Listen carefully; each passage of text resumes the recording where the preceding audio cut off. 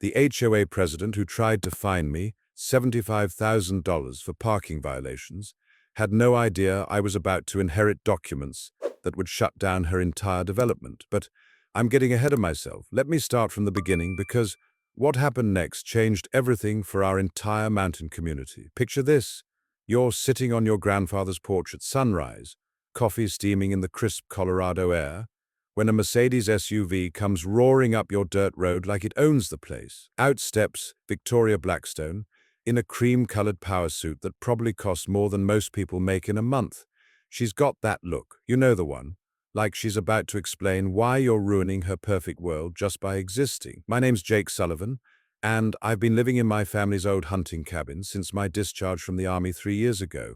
20 acres of prime mountain real estate that's been in our family since 1923, complete with a spring-fed creek and enough standing timber to build half the houses in town. The cabin might look rustic from the outside, but it's got better bones than anything built in the last 50 years. Victoria had other ideas about my property's appearance. She marched up my front steps like a general inspecting troops, clipboard in one hand, legal documents in the other. Mr. Sullivan, I presume. I'm Victoria Blackstone, president of Aspen Heights Homeowners Association. We need to discuss your property's numerous violations. The thing is, I wasn't part of her HOA, never signed anything, never agreed to any covenants. My cabin predated her fancy development by 70 years, but Victoria had done her homework, or so she thought. Turns out, when developers built Aspen Heights around my property, they'd somehow managed to include my land in their master plan without bothering to check ownership records. Sir, your property is completely surrounded by our community, she said, adjusting her designer glasses. That makes you subject to our architectural guidelines, whether you like it or not. You have 30 days to bring this structure into compliance. She handed me a violation notice demanding $25,000 in immediate improvements. New siding, approved paint colors, professional landscaping, the works. Daily fines of $500 would start accruing if I didn't comply. The audacity was breathtaking, but something in her smile told me this was just the opening move in a much bigger game. What Victoria didn't know was that my grandfather had been the original surveyor for this entire valley. He'd kept meticulous records of every property line, every easement, every water right dating back to territorial days. Those records were sitting in a trunk in my basement, yellowed with age, but legally binding as the day they were signed. But before I could dig into family history, Victoria turned up the heat with military precision. 3 days after her visit, I'm replacing a broken fence post when I spot a convoy rolling up my driveway. County building inspectors, environmental compliance officers, and fire safety officials. Someone had filed multiple complaints about potential code violations. Mr. Sullivan, we've received reports of possible safety hazards, the lead inspector explained, looking uncomfortable.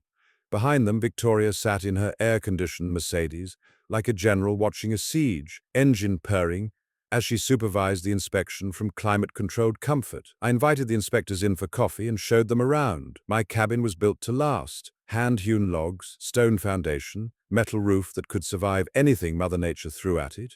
The electrical had been updated in 2019, the septic system was functioning perfectly, and my well water tested cleaner than anything coming out of city taps. After 2 hours of thorough examination, the fire marshal shook his head in amazement. Mr. Sullivan, this property exceeds current safety standards. Whoever filed these complaints was either misinformed or fishing for violations that don't exist. Through my kitchen window, I watched Victoria's jaw clench as the inspectors delivered their verdict. Her perfectly manicured fingers drummed against her steering wheel like she was calculating her next move. The woman was far from finished, and I was about to learn just how creative HOA tyranny could get. That afternoon brought my first taste of her strategic thinking. I returned from a supply run to find her Mercedes parked sideways across my driveway entrance, blocking all access to my property. When I approached, she rolled down her window with a smile that could freeze July. "Oh, Jake, terribly sorry about this," she said, gesturing toward the ground with diamond-studded nails. "I was just verifying our property boundaries. This section of road appears to be HOA common area, according to our latest survey. My driveway had been carved into the mountainside by my grandfather's bulldozer in 1947. 3 generations of Sullivans had worn those tire tracks smooth, but Victoria had commissioned a new boundary survey that conveniently adjusted property lines to include my access road. Ma'am, You're blocking a legal right-of-way that's been established for 75 years. I don't think so, sweetie, she replied with mock concern, but feel free to call the sheriff if you disagree. I'm sure Deputy Martinez won't mind sorting out this little misunderstanding. For the next week, Victoria made my life miserable with surgical precision. Her Mercedes appeared at random times like a luxury roadblock, always positioned to cause maximum inconvenience. She photographed every perceived violation with the dedication of a wildlife photographer documenting endangered species. My truck parked at the wrong angle, firewood stacked too high. My German Shepherd Ranger relieving himself on what she claimed was sacred HOA grass. She even called the regional newspaper with a sob story about maintaining community standards against hostile neighbors. Concerned resident fights to preserve property values, read the headline. She painted me as a backwoods holdout, threatening everyone's investment. Half the Aspen Heights residents bought her story without question. Nobody wants their $600,000 mountain retreat devalued by a neighbor with work boots and a functioning pickup truck. But something beautiful happened in response. The old mountain families started showing up at my door with casseroles and offers to help. Tom Rodriguez from the hardware store was fighting bogus noise complaints. Sarah Chen, a local teacher, was being harassed for her vegetable garden. The community was splitting down the middle, Victoria's wealthy supporters versus everyone who just wanted to live without HOA persecution. Meanwhile, Ranger became our unlikely mascot. My 80-pound German Shepherd developed an uncanny ability to detect Victoria's Mercedes from 3 blocks away. He'd trot over to mark his territory on her pristine white walls every morning like clockwork, tail wagging with canine satisfaction. Even my dog has better judgment than the HOA board, I told Tom one afternoon, watching Ranger perform his daily constitutional on her bumper. Victoria would emerge from whatever meeting she'd been attending to find fresh evidence of Ranger's opinion about her parking choices. 2 weeks later, Victoria pulled out the heavy artillery. She called an emergency HOA meeting complete with county officials who could actually shut me down if they wanted to. The community center was packed tighter than a holiday church service, tension thick as mountain fog. She'd invited County Commissioner Bradley Morrison and Fire Chief Roberto Valdez, guys with real authority to condemn property. I walked into that room knowing I was outnumbered, but carrying 3 manila folders that would change everything. Ladies and gentlemen, Victoria began, her voice carrying practiced authority from years of corporate boardrooms, we're here because a dangerous structure threatens our community's safety and property values. She clicked through a PowerPoint presentation like a disaster preparedness seminar, showing photos of my cabin from every conceivable angle, with arrows pointing at structural deficiencies that existed only in her imagination. The woman had turned my peaceful homestead into a horror movie. This ramshackle building violates 14 separate safety codes, she declared, counting on her fingers for dramatic effect. I'm formally requesting that Commissioner Morrison condemn this property before someone gets hurt. When my turn came, I approached the podium carrying documentation that would expose her entire scheme. Commissioner, I appreciate Ms. Blackstone's creative interpretation of building safety, but I think you'll find this structural engineer's report interesting.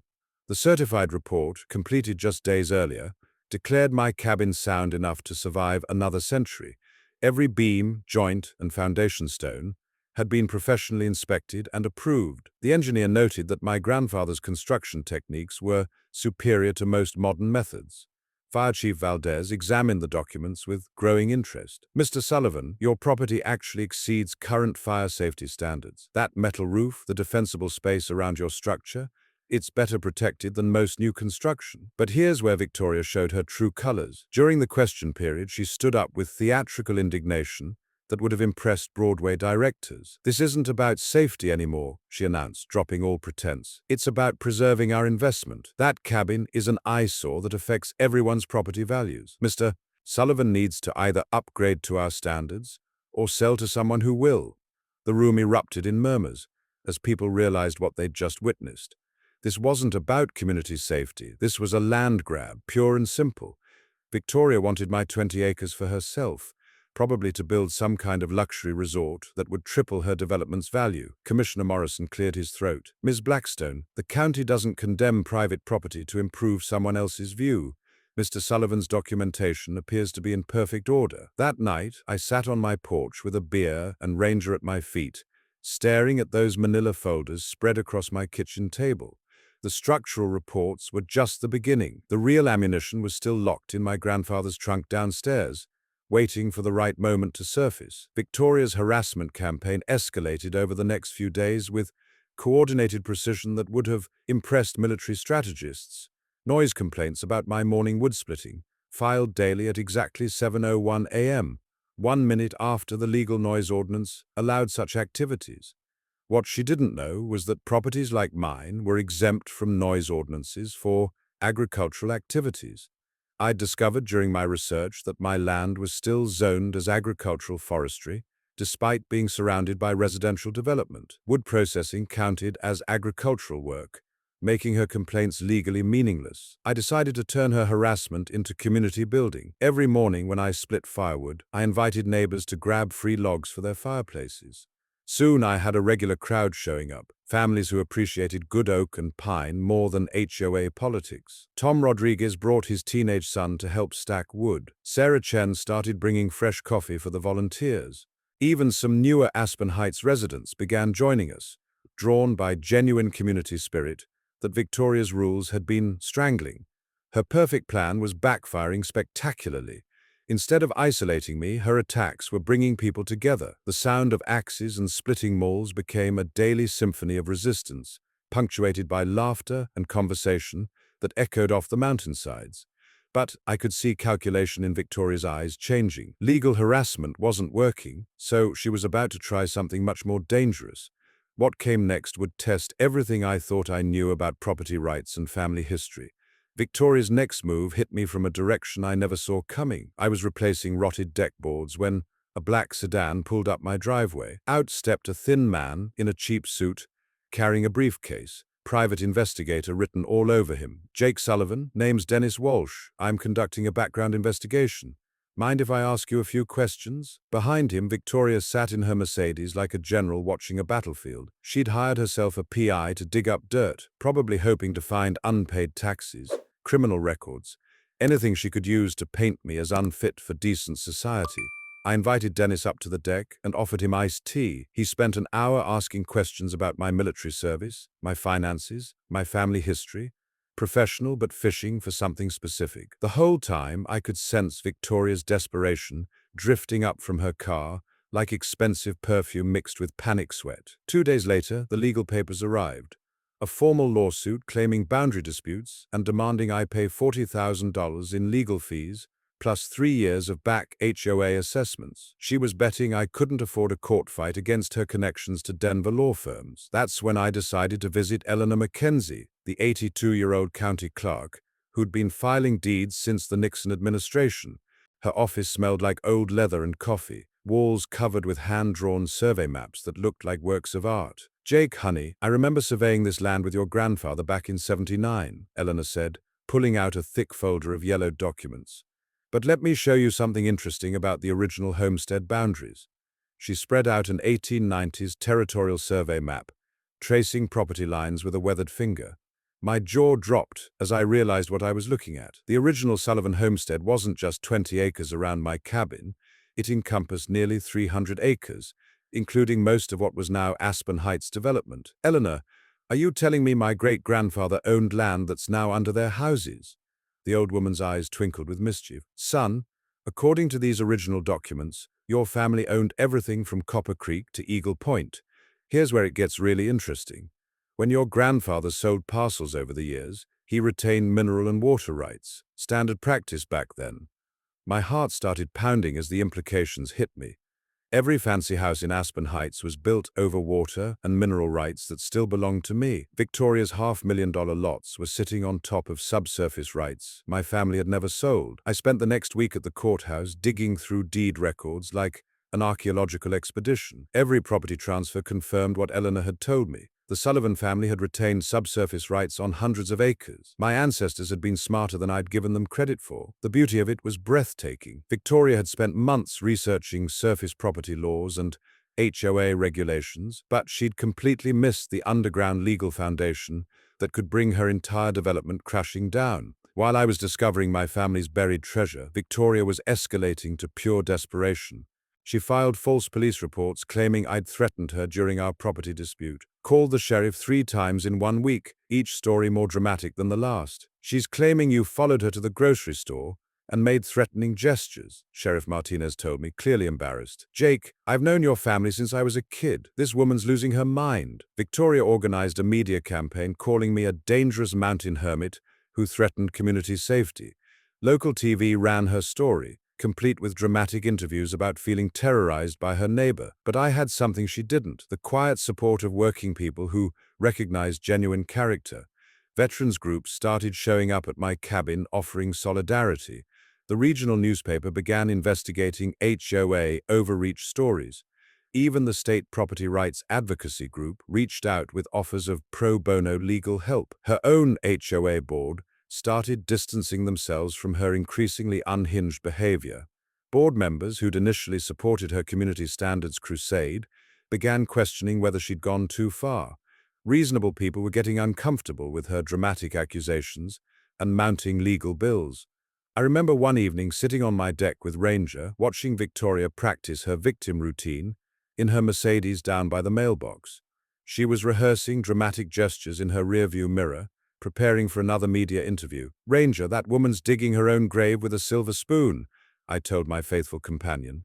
He thumped his tail in agreement, then trotted down to leave his daily calling card on her white walls. The next morning brought news that changed everything. My retained mineral and water rights weren't just a legal curiosity. They were about to become the nuclear option that could end this war permanently. But first I had to decide whether I was the kind of man who'd use that power, or if there was a better way to handle this situation. The bombshell dropped on a Tuesday morning while I was researching case law at Eleanor's office. She was helping me trace my family's complete property history when she pulled out a leather-bound ledger I'd never seen before. Jake, sweetie, you might want to sit down for this, she said, her reading glasses perched like a wise owl. I was going through territorial records from the 1920s, and I found something that'll knock your boots clean off. She opened the ledger to a page marked with a faded ribbon. There, in my great-grandfather's careful handwriting, was a territorial land commissioner's document that made my blood run cold. Not 20 acres, not even 300 acres. The original Sullivan homestead encompassed an entire section of Jefferson County wilderness, all 8,000 acres of mountain territory. Eleanor, this can't be right. My family never owned that much land. Oh, but they did, sugar. Your great-grandfather Thomas was appointed territorial land commissioner in 1887. When Colorado achieved full statehood, he was granted this entire section as payment for government service. My hands shook as I read the document. Every creek, every ridge, every acre that was now divided into dozens of private properties had once belonged to my family. The territorial seal pressed into yellowed paper was authentic as the Constitution itself. What happened to all this land? How did we lose it? You didn't lose it, honey. Your grandfather and great-grandfather sold parcels over the decades, but look at these clauses. She traced a line of legal text with her finger. They retained mineral rights, water rights, and subsurface usage agreements on every single sale. The room started spinning as implications hit me like an avalanche. Victoria's precious Aspen Heights development.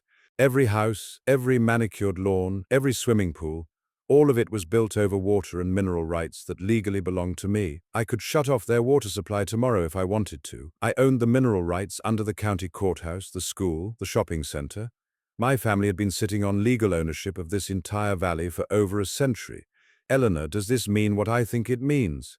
Jake, according to these documents, you own the water table under every house in Aspen Heights. You own mineral rights under half the county. Your family chose community harmony over personal profit for 4 generations, never exercising rights that could have made you millionaires. Walking back to my truck, I remembered something my grandfather used to say.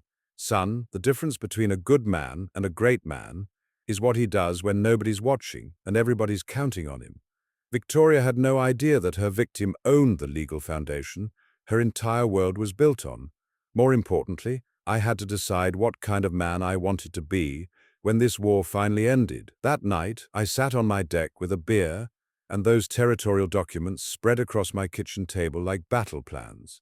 Ranger sensed my mood and pressed his massive head against my knee, offering silent support. I could destroy Victoria with a single court filing, but destroying her meant destroying innocent families who'd invested their life savings in Aspen Heights homes.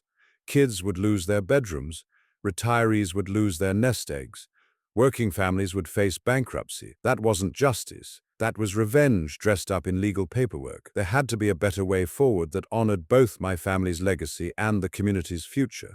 The next morning, I started making phone calls to people who specialized in creative solutions to complex property disputes. What I was about to propose would change everything for our entire mountain valley, and Victoria Blackstone was about to learn that sometimes the best revenge is building something better than what your enemies tried to destroy. Over the next 2 weeks, I assembled a team of specialists who understood that cooperation could be more powerful than conflict. Environmental lawyers, conservation biologists, and community development experts who'd successfully resolved similar disputes across the country.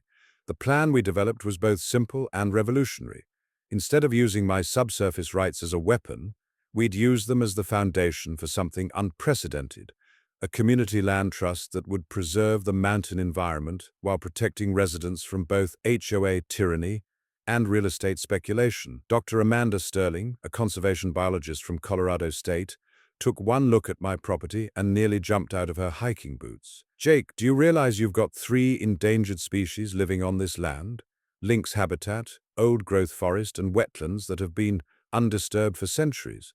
The legal structure was elegant. My water and mineral rights would become the trust's foundational assets, providing long-term revenue for infrastructure and conservation programs. Current residents could buy into the trust at affordable rates with their property values protected, but speculation prevented. Harold Chen, the environmental lawyer handling our paperwork, explained how similar communities had made these transitions work. In Vermont, community land trusts have preserved affordability for thousands of families while maintaining property values. The key is making sure everyone benefits, not just the original landowner. The conservation component would preserve 6,000 acres as protected wilderness, while allowing sustainable development on the remaining 2,000 acres. Federal conservation grants could fund hiking trails, environmental education centers, and wildlife research facilities that would create permanent jobs for local residents. During our planning sessions around my kitchen table, I watched these professionals get genuinely excited about transforming a property dispute into a community renaissance. The smell of wood smoke from my fireplace mixed with endless coffee brewing as we worked late into mountain evenings. The beautiful thing about community land trusts is their inherently democratic nature. No more HOA presidents making unilateral decisions. Every major choice gets voted on by the entire community, with residents owning their homes while the community collectively owns the underlying land. As we finalized our presentation materials, I realized what we were creating wasn't just a legal solution. It was a return to the values my great-grandfather had embodied when he first settled this valley. Community over profit, cooperation over conflict, stewardship over exploitation. But first, I had to survive Victoria's final desperate attacks and convince an entire community that there was a better way forward than endless warfare over property lines and HOA regulations. Victoria must have sensed something shifting in the wind. While I was quietly building my coalition and planning the future, she was watching my cabin through binoculars like some kind of suburban spy. Her paranoia reached new heights when she spotted legal briefcases and official state vehicles in my driveway during our planning sessions. "That mountain man is plotting something," I overheard her telling another board member at the post office. Her voice had taken on a shrill edge that made the postal clerk wince. "He's meeting with lawyers and government officials. Mark my words, he's planning to sue us all into bankruptcy." She wasn't wrong about the plotting, but she'd completely misunderstood my intentions. In Victoria's world, every legal consultation meant litigation. Every official meeting meant someone was getting destroyed. The idea that I might be working toward a solution benefiting everyone was beyond her comprehension. Her response was swift and vicious. Within days, she'd organized what she called a community safety patrol. Basically, a neighborhood watch program designed to spy on my every move. Volunteer residents took shifts monitoring my property, documenting visitors, photographing activities, and reporting back to their fearless leader. The harassment escalated when she convinced 3 board members to file a joint restraining order, claiming I'd made threatening statements during our previous encounters. Sheriff Martinez served the papers on a Thursday morning, looking more embarrassed than I'd ever seen a lawman. "Jake, I'm sorry about this, but I have to follow procedure," he said, handing me the legal documents. "She's claiming you told her you'd make her pay during that HOA meeting. What I'd actually said was that her harassment would backfire eventually, but Victoria had twisted my words into legal ammunition. The restraining order prohibited me from coming within 500 feet of any HOA property, effectively trapping me on my own land. Her masterpiece of manipulation came when she contacted the state environmental agency, filing complaints claiming my cabin was polluting the county's water supply. She'd discovered my meetings with Dr. Sterling and assumed they were about violations rather than conservation planning. "Mr. Sullivan, we've received serious allegations about potential groundwater contamination," said the environmental inspector, who arrived unannounced on Friday morning. "We need to conduct soil and water testing immediately." While the inspector collected samples, Victoria held court across the road, explaining to anyone who'd listen how she was protecting the community from environmental disaster. Her performance attracted concerned residents, exactly as she'd planned. The irony was delicious. My property had the cleanest water in the county, fed by an underground spring that had been pure for centuries. Environmental tests would prove that my land was actually improving local water quality, not harming it. But Victoria was betting that the investigation itself would damage my reputation before results came back. Meanwhile, I continued quiet preparation for the Community Land Trust proposal, with all legal paperwork filed and financial projections completed. The environmental inspector returned the following week with test results that vindicated everything Dr. Sterling had told me. "Mr. Sullivan, your property shows zero contamination and actually helps filter groundwater for the entire valley. Whoever filed this complaint was either misinformed or malicious." I could have demanded investigation into Victoria's false environmental reporting, but that would have been playing her game. Instead, I used the clean test results as another building block for our Conservation Trust proposal. Victoria's escalating tactics were having an unintended consequence. They were alienating reasonable people who'd initially supported her community standards crusade. The safety patrols, restraining orders, and false environmental complaints made her look increasingly unstable rather than protective. Sarah Chen stopped by my cabin one evening with a basket of fresh vegetables and inside information. "Jake, half the HOA board wants to remove Victoria as president. Her spending on lawyers and investigators is bankrupting the association, and people are getting tired of the drama." Even some wealthy supporters were questioning whether the cure had become worse than the disease. Property values weren't threatened by my rustic cabin. They were threatened by living in a community at war with itself. Victoria's final act of desperation came on a crisp October morning when I least expected it. Tom Rodriguez came tearing up my driveway in his pickup, gravel spraying like buckshot. "Jake, you need to know what that woman's up to," he said, jumping out with his face red as a stop sign. "She tried to bribe Commissioner Morrison yesterday, offered him a $30,000 campaign contribution if he'd condemn your property as a health hazard." Even knowing Victoria's capacity for manipulation, attempted bribery of county officials crossed a line I hadn't imagined she'd dare approach. Within 48 hours, I received certified letters demanding immediate payment of $68,000 in accumulated fines, legal fees, and emergency assessments. But here's where Victoria's desperation revealed her fatal mistake. In hiring outside enforcement from a Denver management company, she'd lost control of the narrative. Mountain Property Solutions didn't care about community relations.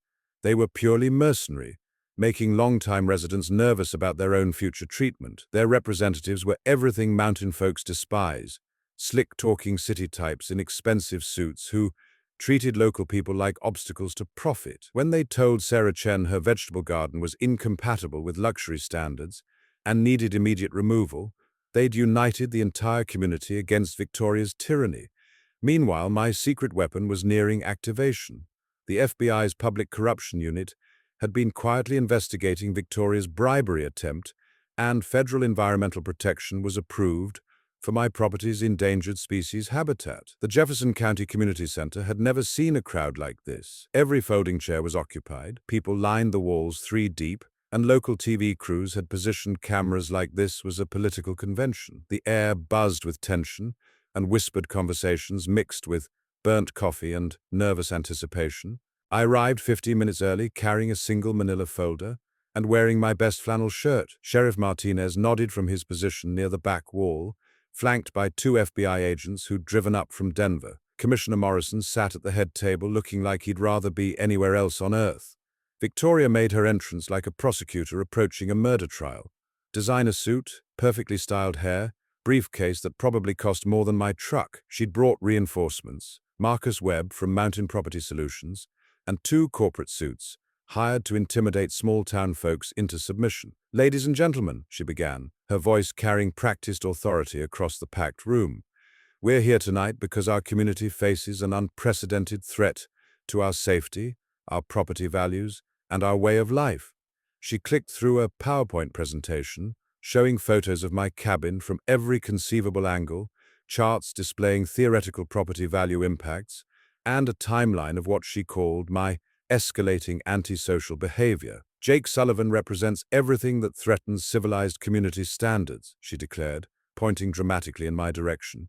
"His refusal to comply with reasonable regulations has created a dangerous precedent that could destroy everything we've built here." The performance was masterful, hitting every fear button her audience possessed. She painted me as a backwards mountain hermit whose stubborn resistance was costing everyone money and peace of mind. "I'm formally requesting that county commissioners exercise their authority to condemn this dangerous property before someone gets hurt," she concluded with courtroom flourish. "Mr. Sullivan has had multiple opportunities to be a good neighbor. Instead, he's chosen to wage war against progress and prosperity." When my turn came, I stood slowly, the sound of my work boots echoing through the suddenly quiet room like thunder. Every eye followed me to the podium, cameras zooming in for what they expected would be a stammering defense from an overwhelmed mountain man. "Commissioner Morrison, members of the community," I began, opening my manila folder with deliberate calm. "Ms. Blackstone has raised some interesting points about property rights and community standards. But before we discuss her concerns, I think everyone should know who actually owns the land we're talking about." I pulled out the territorial land grant document, yellowed with age but official as the Constitution itself. "This is the original 1887 territorial grant that established the Sullivan homestead. Not 20 acres, as Ms. Blackstone believes, but an entire section of Jefferson County territory, all 8,000 acres of it." The room erupted in gasps and murmurs as I continued. "Every property deed in Aspen Heights contains retained mineral and water rights clauses.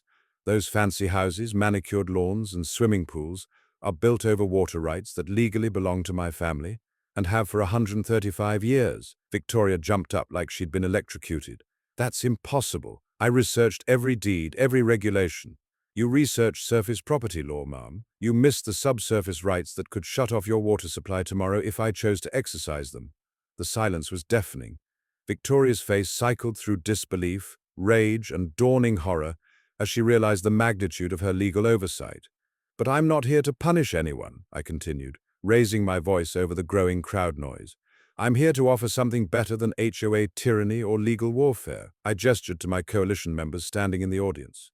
"The Jefferson County Conservation Trust, a community land trust that would preserve 6,000 acres as protected wilderness while giving residents democratic control over their neighborhood, ending HOA dictatorship forever."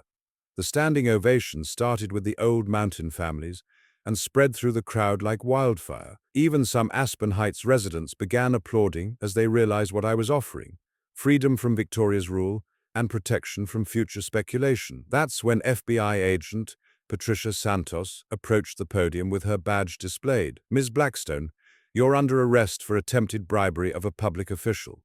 As they read Victoria her rights, Marcus Webb was quietly slipping toward the exit, probably hoping nobody noticed his company was also under federal investigation. The cameras captured every moment of her public humiliation.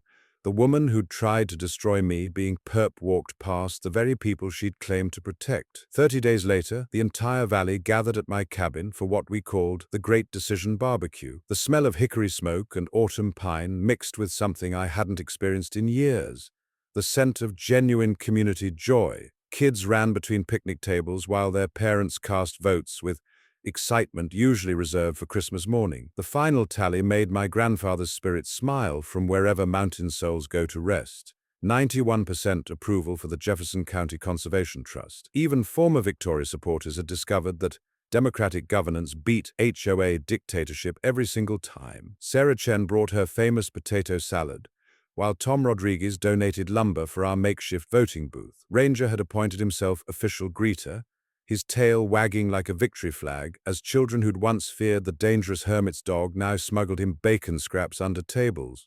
By unanimous vote, I became the trust's first president, a title I accepted knowing real leadership meant lifting others up, not holding them down. Our first act established a community council representing every neighborhood, every demographic, every voice that had been silenced by corporate HOA tyranny. The transformation exceeded everyone's dreams. Property values stabilized, while housing costs dropped for families joining the trust. Our 6,000-acre conservation easement attracted federal grants funding, hiking trails, environmental education centers, and wildlife research facilities that brought scientists from across the country. Sustainable tourism created 43 permanent jobs: trail guides, environmental educators, lodge staff, and maintenance crews. Local businesses thrived as visitors came to witness democracy in action, proof that communities choosing cooperation over conflict could prosper beyond imagination. Victoria's downfall became a cautionary tale spreading far beyond our mountains. Federal bribery charges cost her law license and resulted in 18 months probation plus 400 hours community service. Mountain Property Solutions collapsed under racketeering investigations, their predatory business model finally exposed. Her Aspen Heights mansion sold at a loss to a young veteran's family who immediately planted vegetables in the front yard, exactly what she'd tried to prevent. The annual Jefferson Freedom Festival became our signature celebration, featuring local crafts, environmental education, and bluegrass music echoing off granite ridges. Last year's festival raised scholarship funds, sending 8 mountain kids to college, continuing my grandfather's belief that education opens doors these mountains can't provide. Legal scholars from universities across the country studied our transition as a model for communities facing corporate land grabs. 6 months after victory, a letter arrived from an Arizona rancher facing identical HOA harassment. City developers surrounding rural property, demanding impossible compliance, using legal intimidation to force land sales. Ranger's ears perked up when I read that letter aloud, sensing adventure on the horizon. "Seems like tyranny spreads faster than wildfire these days, old boy," I told him, scratching behind his graying ears. "Maybe we ought to help that Arizona fellow discover what we learned here." Our humble cabin became an unlikely pilgrimage site for property rights advocates and environmental conservationists. The combination of legal victory, community cooperation, and land preservation created a replicable model working everywhere except corporate boardrooms and HOA management offices. But the real victory wasn't legal or financial, it was personal. Every evening I sit on the deck my grandfather built, watching chimney smoke rise throughout the valley, as families gather in homes they truly own. The pine trees whisper stories of justice served and communities healed while Ranger snores contentedly, his daily Mercedes marking duties long retired. Sometimes the sweetest revenge isn't destroying enemies, it's proving that cooperation always defeats corruption, that quiet competence outlasts loud aggression, and that communities are strongest when built on shared values rather than shared fears. The mountain air carries the sound of children's laughter, the smell of home-cooked dinners, and the promise that tomorrow will be better than today, because we chose to work together instead of tear each other apart. That's what real victory feels like. Not defeating someone, but lifting everyone. So drop a comment below sharing your worst HOA nightmare story, and smash that subscribe button if you want more justice victories like this one. Where are you watching from? Let me know. I love hearing from folks who believe communities thrive when neighbors become allies instead of enemies. Thanks for being here with us at HOA Stories. If you enjoyed today's showdown and seeing an HOA president get put in her place, click like, sound off in the comments, and subscribe to catch next week's drama. You don't want to miss it.